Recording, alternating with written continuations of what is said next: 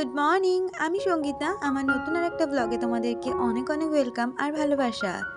কেমন আছো তোমরা সবাই? আশা করছি ভালো আছো আর সুস্থ আছো। আমরাও না বেশ ভালো আছি। আর আজকে দিনটি হচ্ছে শনিবার। ঘড়িতে এখন বাজে সকাল ওই ৭টা নাগাদ। তোমাদেরকে সাথে নিয়ে আজকে ব্লগটা এখান থেকে শুরু করছি। আই হোপ ব্লগটা তোমাদের একটু হলেও ভালো লাগবে।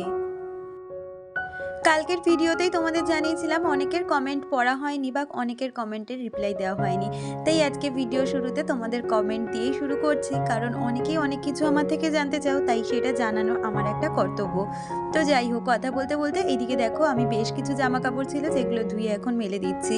আর কালকে যে শুক্রবারের কোনো ভিডিও তোমাদের সাথে শেয়ার করছি না, কারণ কালকে প্রচুর কাজ করেছি, প্রচুর ২ বালতি তো জামা কাপড় শুধু কেচেছি, তারপরে ঘর তো পরিষ্কার সমস্তটাই করে নিয়েছি। আর কালকে ফ্রেশ হয়ে মাথাটাও আমি শ্যাম্পু করে নিয়েছি। তো আজকে যথারীতি ঠাকুর ঘরে ঢুকতে পারবো। আর অনেক দিন বাদে ঠাকুর ঘরে ঢুকতে না বেশ ভালো লাগে। প্রতিদিন তো একটা অভ্যেস আমার ঠাকুর ঘরে ঢুকে সকালটা এখান থেকেই শুরু করা। আর যে কদিন বাধা পাই সে কদিন যেন সকালের এই কাজটা না করতে পারলে হয়তো সময়টা অনেকটা বেশি পেয়ে যাই, কিন্তু মনটা কিন্তু একটুও ভালো লাগে না। আর এদিকে দেখো, যেহেতু সকাল সকাল পুজোটা সেরে নিচ্ছি, ভীষণ ঠান্ডা ছিল, তাই সমস্ত গোপুসোনাদের সোয়েটার টুপি পরিয়ে দিয়েছি। আর এইদিকে ফুল দিয়েও সাজিয়ে নিয়েছি। এখন আর না গাছে একটুও ফুল ফোটে না, তাই জন্য ওই কেনা ফুল দিয়ে এখন পুজো দিতে হয়। আমাকে সুস্মিতা দি কমেন্ট করেছে, সে লিখেছে, তুমি মেয়েদের ওই প্রবলেমের দিনগুলোর সময় ঠাকুরকে যে হাত দাও না, কিন্তু এটা তো ভগবানের দয়া। হাত দিলে মনে হয় না কোনো ক্ষতি হতে পারে। তুমি কি আমার সাথে একমত? দিদি, সমস্তটাই তো বুঝতে পারলাম বা সমস্তই ঠিক আছে, কারণ এখন অনেকটাই আধুনিক যুগ। তবে কি জানো তো, ওই যে মনের থেকে অনেক কিছু আছে না, মনের ব্যাপার।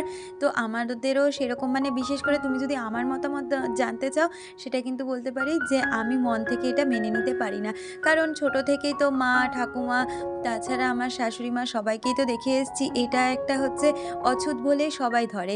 তো সেক্ষেত্রে বলতে পারো, এখন যতই যুগ এগিয়ে যাক বা আমরা যতই উন্নত হয়ে যাক না কেন, কিন্তু কিছু কিছু নিয়ম কাজ তো থাকেই, যেটা আমাদের মেনে নিতেই হয়। আর সেটা মেনেই কিন্তু আমাদের চলতে হয়। তো সেক্ষেত্রে বলতে পারো, তোমার থেকে আমি একমত হতে পারলাম না। আমি এটাকে অছুত বলেই ধরি। আর আমি কিন্তু ভীষণভাবে এই জিনিসটাকে মানি। যেমন ধরো, ঠাকুর পুজো তো দূরের কথা, আমি তো ঠাকুর ছুঁইও না আর ঠাকুর ঘরে যাইও না।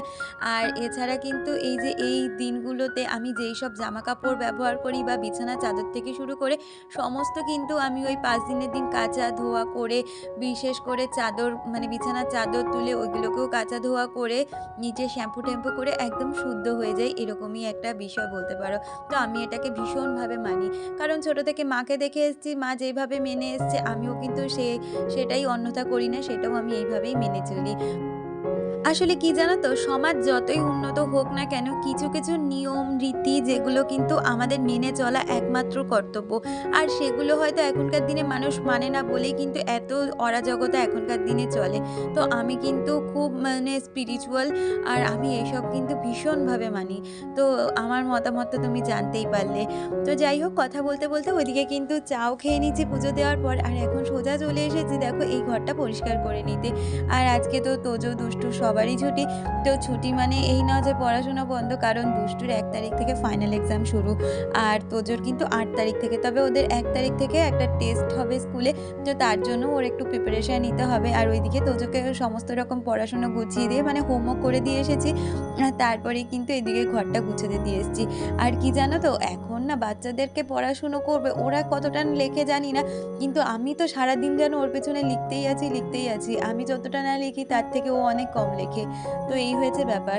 তো দেখো এদিকে বিছানাটাও আমি সুন্দরভাবে গুছিয়ে নিলাম। আমাকে অনিশা কমেন্ট করেছে, সে লিখেছে, এটা ছোলা শাক দিদিভাই, পুরো ভিডিওটাই খুব ভালো লাগলো, সব রান্নাগুলো দারুণ ছিল। Thank you so much. হ্যাঁ গো, আগের দিনের ওই শাকটার নামটা ঠিক আমি জানতাম না, তবে থ্যাংক ইউ সো মাচ আমাকে জানানোর জন্য। আর আরোহীর লাইফস্টাইল থেকে আমাকে আরোহী কমেন্ট করেছে, সে লিখেছে, বোন কেমন আছো, আমি রোজ তোমার ভিডিও দেখি, বাট একটু কাজের চাপে কমেন্ট করা হয়ে ওঠে না। আর তুমি জানতে চেয়েছো আমি কি টোনার ইউজ করি, আমি কিন্তু গুড ভাইবসের যেই রোজ টোনারটা রয়েছে সেটাই ইউজ করি। আর দেখো কথা বলতে বলতে আমি কিন্তু যথারীতি এই ঘরে চলে এসেছি। ওই ঘরটা গুছিয়ে দিয়ে বাচ্চাদের ওই ঘরে পড়তে বসিয়ে দিয়েছি। আর তারপরে এই ঘরটা এসে সুন্দরভাবে গুছিয়ে নিচ্ছি। খুব একটা এই ঘরটা নোংরা ছিল না। জামাকাপড়গুলো না আজকে মানে কালকে বিকালে যেহেতু বললাম না কালকে অনেক কাচা ধোয়া করেছি, তাই কালকে বিকালেই সমস্তটা গুছিয়ে রেখে দিয়েছি। কারণ এত জামাকাপড় যদি ঘরের মধ্যে থেকে যায় সেটা দেখতে কিন্তু ভীষণ বাজে দেখায়। তো কালকে বিকালেই সমস্তটা গুছিয়ে নিয়েছি, তাই আজকে আর জামাকাপড় গোছানোর অত একটাও চাপ নেই। আমাকে সুস্মিতা দিদিভাই আরেকটা কমেন্ট করেছিলে, দিদি লিখেছিলে, "তোমার ১ বছর আগের ভিডিও দেখলাম। বেশ গুবলু-গাবলু ছিলে। কি করে এত রোগা হলে টিপস দিও।" তোমরা অনেকেই এইটা আমার কাছ থেকে জানতে চাও। তবে আমি কি বলো তো অনেকদিন ধরেই চিন্তায় রয়েছি কিভাবে আমি এরকম ভিডিও একটা শ্যুট করব। তবে নিশ্চয়ই আমি তোজোর পরীক্ষাটা শেষ হয়ে যাক তোমাদের সাথে একটা খুব ভালো ভিডিও শেয়ার করব যাতে করে আমি এতটা ওয়েট লস করেছি আর এত তাড়াতাড়ি। আর ইচ্ছে ডানা থেকে আমাকে কমেন্ট করেছিলে, সে লিখেছিলে, "লাইক দিয়ে সঙ্গে রইলাম। শরীর খারাপ নিয়ে এত কাচা ধোয়া করলে কেন?" আসলে কাচা ধোয়াটা বলতে পারো আমার প্রতিদিনের একটা কাজ, যেটা একটা বাতিকও বলতে পারো। কারণ বাসি জিনিস আমি ঘরে একদমই দেখতে পারি না। সেইজন্য সমস্ত কাচা ধোয়া আমাকে প্রতিদিন কম বেশি করতেই হয়।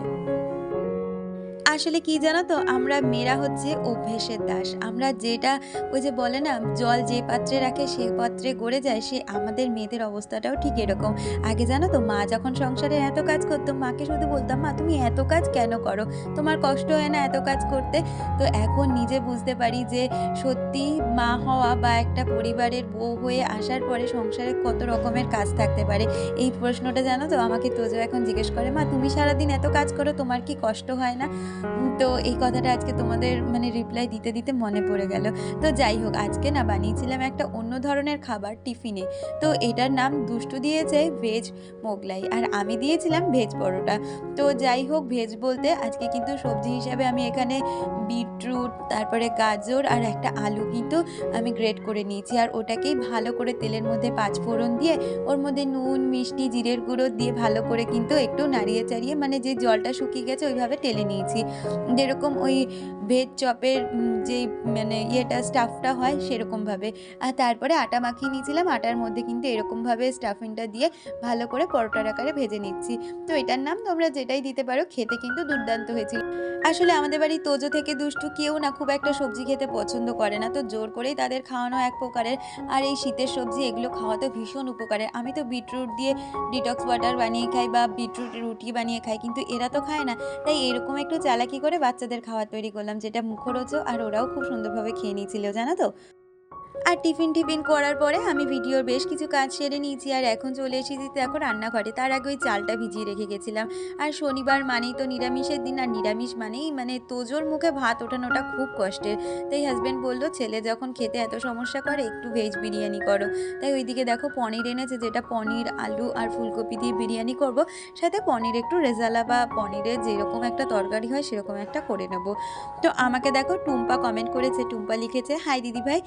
হাই টুম্পা, তুমি লিখেছো, "তোমার আর আমার পড়াশোনা করার সিস্টেমটা সেম। জানো তো আমি এইভাবেই আমার ছেলের নোটসগুলো লিখি।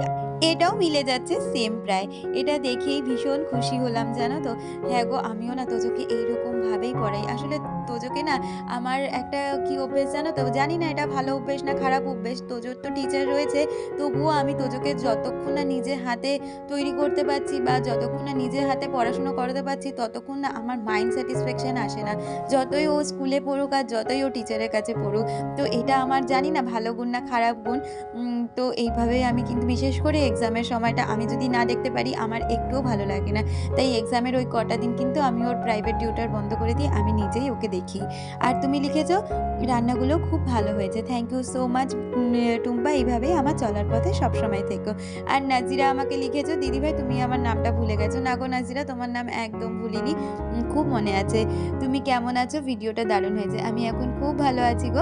তোমরা কেমন আছো? অবশ্যই কমেন্ট করে জানিও। তোমার এত বড় সমস্যা, তোমার এত বড় অপারেশন হয়েছে সমস্তটাই মনে আছে। তুমি সুস্থ থেকো, নিজের খেয়াল রেখো। আর ঝিলি আমাকে কমেন্ট করেছে তোমাদের দুজনের রান্নাবান্নাগুলো দেখে খুব ভালো লাগছে। ঠিকই বলেছো দিদিভাই। শীতকালে খাওয়া-দাওয়ার পর একটু চাটনি খেতে না পারলে ভালো লাগে না। আমার হাসব্যান্ড তো খুব ভালোবাসে চাটনি খেতে, তাই আমাকে সারা বছরই চাটনি বানাতে হয়। এরকম ভালো জানো তো আমার শ্বশুরমশাই বাসতো চাটনি খেতে, যার জন্য আমাকে প্রতিদিন চাটনি করে রেখে দিতে হতো। তো রেখে দেওয়া মানে কি আমাদের আবার বাড়িতে বাসি খাবারটা খুব কমই খাওয়া হতো যখন শ্বশুর-শাশুড়ি বেঁচে ছিলেন। তো প্রতিদিনই বলতে পারো আমাকে চাটনি বানাতে হতো। কিন্তু এই বাড়িতে এখন ওই যে মানে খুব বিশেষ মানে খাওয়া-দাওয়া ছাড়া চাটনি করা হয় না। তো যাই হোক এইরকম হয়েছে ব্যাপার। তো সুমি আমাকে কমেন্ট করেছিলে, সুমি লিখেছিলে খুব ভালো লাগলো ভিডিওটা। আর মিতালি দি আমাকে কমেন্ট করেছিলে খুব ভালো লাগলো ভিডিওটা, দারুণ হয়েছে রান্নাবান্নাগুলো। ভালো থেকো, ভালোবাসা নিও। তুমিও খুব ভালো থেকো দিদি, আর আমার ভালোবাসা নিও। আর এদিকে বিরিয়ানির জন্য দেখো আমি কিন্তু প্রথমে পনিরটাকে, আলুটাকে আর ফুলকপিটাকেও ভেজে নিয়েছিলাম। আর কড়াইয়ের মধ্যে আমি কিন্তু গোটা গরম মশলা ফোড়ন দিয়ে প্রথমেই যে চাল মগজ, সাদা তিলের পেস্টটা করে রেখেছিলাম, সাথে আদা কাঁচা লঙ্কা দিয়ে ওই পেস্টটা ভালো করে কষিয়ে নিয়েছি। আর ওর মধ্যে মানে গোটা মানে বেসিক যে মশলাগুলো যেমন নুন, হলুদ, জিরের গুঁড়ো, লঙ্কার গুঁড়ো দিয়ে কষিয়ে নিয়েছি মশলাটা। আর তারপরে কষানোর পরে সমস্ত রকমের সবজিগুলো যেগুলো দেবে বিরিয়ানিতে সেগুলো দিয়ে কষিয়ে নিয়ে জল দিয়ে দিয়েছি। আর ওই যে ভাতটা করে ভাতটাও ওপর দিয়ে দিয়ে সুন্দরভাবে সাজিয়ে নিয়েছি। আর এইভাবে জানো তো ভেজ বিরিয়ানিটা আমি করি, খেতে কিন্তু দুর্দান্ত হয়। তোমরা চাইলেও একবার ট্রাই করে দেখতে পারো, খুব সুন্দর হয়। আর আজকের মেনুতে ছিল চাটনি, পাঁপড়, ওর সাথে পনির রেজালা আর ভেজ বিরিয়ানি। তাহলে বন্ধুরা আজকের লাঞ্চ পর্ব দিয়ে ভিডিওটা শেষ করছি। দেখা হচ্ছে পরবর্তী ভিডিওর সাথে।